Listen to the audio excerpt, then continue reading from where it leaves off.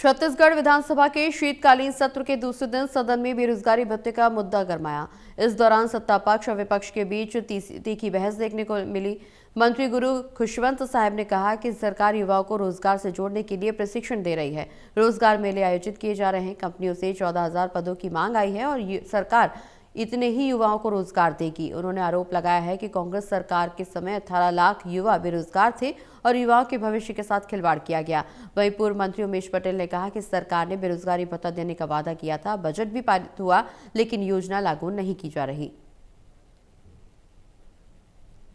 देखिए, इस सरकार ने अपने घोषणा पत्र में बेरोजगारी भत्ता देने का वादा यहाँ के शिक्षित बेरोजगारों को दिया था।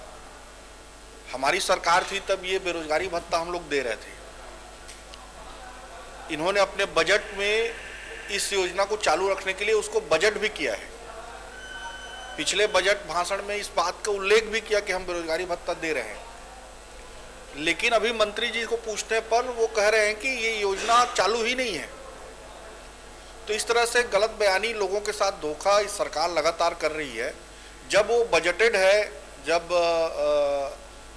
शिक्षित बेरोजगारों को आपने बेरोजगारी भत्ता देने का वादा किया है, बेरोजगारी भत्ता देने का वादा अपने घोषणा पत्र में किया है, मंत्री जी के बजट भाषण में इस बात का उल्लेख हुआ है, तो ये होना चाहिए। और अगर अभी मंत्री जी इसको मना कर रहे हैं तो ये पूरी तरीके से लोगों को धोखा देने का काम है। देखिए, जब पिछले 5 साल इन कांग्रेस पार्टी की सरकार थी और आपने देखा होगा 18 लाख से ज़्यादा युवा लोग बेरोजगार थे और ये रोजगार भत्ते की हमेशा बात करते रहे। 5 साल तक उन्होंने दिया। लास्ट ईयर में उन्होंने मुश्किल से 1 लाख लोगों के लिए कुछ बजट में प्रस्ताव लाया था और इन लोगों ने हमेशा युवाओं के भविष्य के साथ खिलवाड़ करने का काम किया है।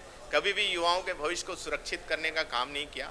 लेकिन हमारी सरकार आते ही हमने ई रोजगार पोर्टल तैयार किया और जो युवा साथी रोजगार के लिए अपना जो आवेदन भरते थे रोजगार इच्छुक के लिए, हमने उसको ऑनलाइन किया ताकि ऑनलाइन वो भर सके।